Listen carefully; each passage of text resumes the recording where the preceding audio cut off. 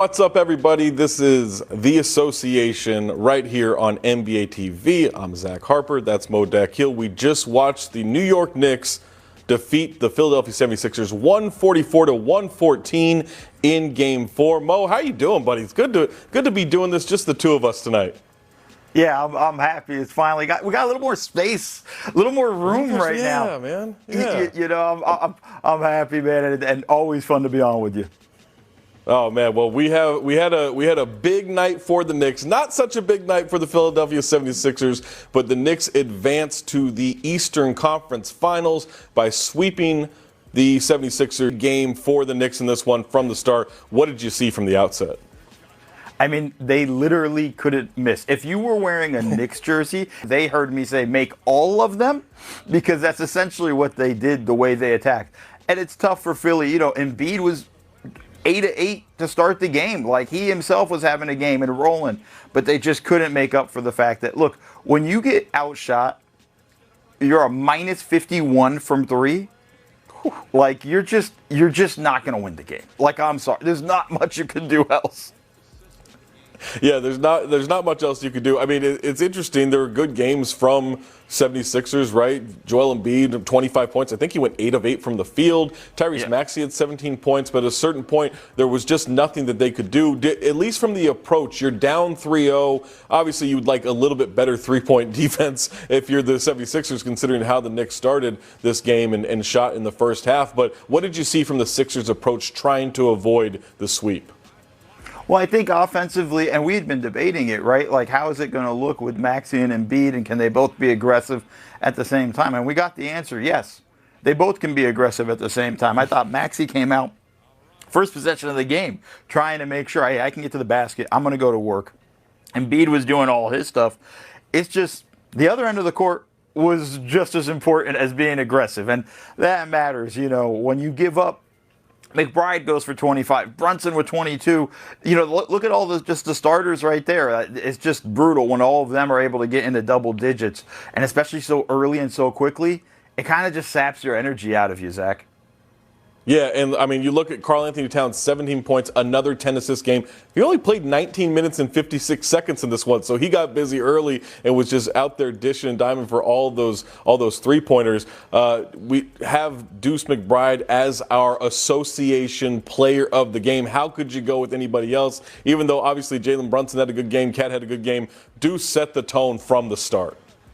I mean, there's nobody else you could have gone to. I think after the first quarter, we were like, all right, that's pretty much locked up for the player of the association. He was unbelievable. I mean, and it wasn't even just, it's immediate catch and shoot, completely confident every time he went in there. Just said, hey, I'm going to go straight to work, and locked in from the get-go. Here in transition, little sidestep, step back three off Paul George. You know, once he started getting going like that, you knew it was going to be a long night for the Sixers. There's just no way they can kind of catch up. And then maybe the strategy at one point was just leave him so wide open. He The NBA draft lottery happened, and we're going to go out to NBA TV correspondent Lauren Green, who spoke to North Carolina forward Caleb Wilson. This moment is getting closer and closer. You're here in Chicago, but what does it mean to just inch a little closer to June when the draft is? I try to take everything day by day, but, it's a lot of fun. It's steps toward greatness. So, I'm really excited to be here, and I feel like it's a great opportunity. We know you had an amazing year in college as well, but it was cut a little short due to your hand injuries. But how much has that motivated you in the process to prove what kind of player you are? It's motivated me a lot. That really broke my heart to be injured, and, it felt really bad. But at the same time, it made me have a different approach towards basketball, just being more grateful every time I play. So it's made me a harder worker, and also just made me a better man. Now, when you look around at this draft class and the type of talent that's in it, what does it mean for you to also stand alongside with those talented players and also just, again, continue to prove who you are compared to them? It means a lot. I try not to compare myself to anyone else. I'm just trying to be the best player I can be. So, it's a lot of fun to be in a great draft class, and I hope we all have successful, long careers. Now, I know your mom is going to be here as well. What does it mean to have her here during this, especially on Mother's Day, to kind of experience this? It feels great. I play basketball in it. I just want to make my mom proud. So, having the ability to, be in the situation I am and make her proud on Mother's Day is definitely a great feeling. Well, Caleb, this is an exciting time. I want to wish you the best of luck with everything. Thank you. Sure, appreciate it. That's Lauren Green with Caleb Wilson of North Carolina. The 2026 draft will be June 23rd and 24th. Mo, Caleb Wilson coming out of North Carolina, pretty good basketball school over the decades, produces some good products there. John Hollinger, my colleague at The Athletic, has actually Caleb Wilson as number 3 on his prospect board. What do you think of Caleb Wilson, his comments, and what's coming ahead in the draft? Yeah, I think, he's an exciting prospect. Look, his season was cut short a little bit in North Carolina, but you got to just be ready to roll, and he's going to kill in draft workouts with just the way he can play and the work he's going to put in.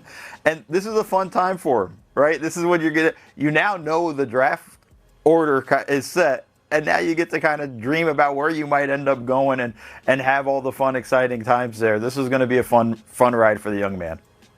Absolutely, especially all of those draft prospects. We'll see them June 23rd and 24th.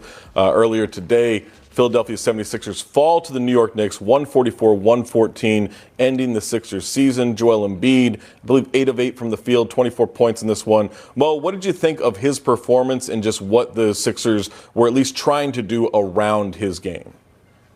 Yeah, I think, he was trying to get going. He's doing all the same shots that Embiid normally gets, right? We just see right there. Slips to the elbow for a jumper, trying to get him post-up opportunities. So draw the double team so they can make kickouts, the areas where he's going to knock down the 3 ball and things like that. Like, he had good stuff going. Again, 8 of 8 is not a bad number, right? He was 100% from the field with everything he had. But it's hard to really come back again with just the onslaught. But I also thought the Knicks defense was pretty solid on him. He did a good job finding his spots. Where can I go? Slip out to open areas. Try to, I got to find the opportunities and slowly sort of work my way through that. But it also means on the offensive end and the defensive end, you got to come up with the stops. And they simply just 144 points they gave up. There were not a lot of stops given in that game there from the Sixers.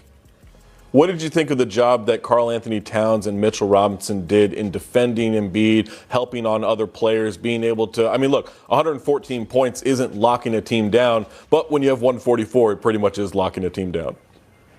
Yeah, no, when you look at the margin, yes. But I think ultimately with, Robinson and Cat, I think they just did a good job doing their work early, being physical with him, making sure it wasn't just easy looks to the rim. Whenever he posted up, he felt their presence with that. And even when the doubles came, they did a good job, I thought, with high hands, ready to kind of put deflections out there and things like that. Embiid did have 3 turnovers. They're putting a lot of pressure on him. In that way, I didn't feel like they gave him a ton of open looks. I thought they were quick to close out. Ultimately, they obviously did a great job. They held him 25 points in a night where the team really struggled. But you got to be pretty impressed with the defense. And I honestly thought, Zach, this has been Cat's best defensive playoff run when you look at the Atlanta series and this series now. So he's just continuing that same run.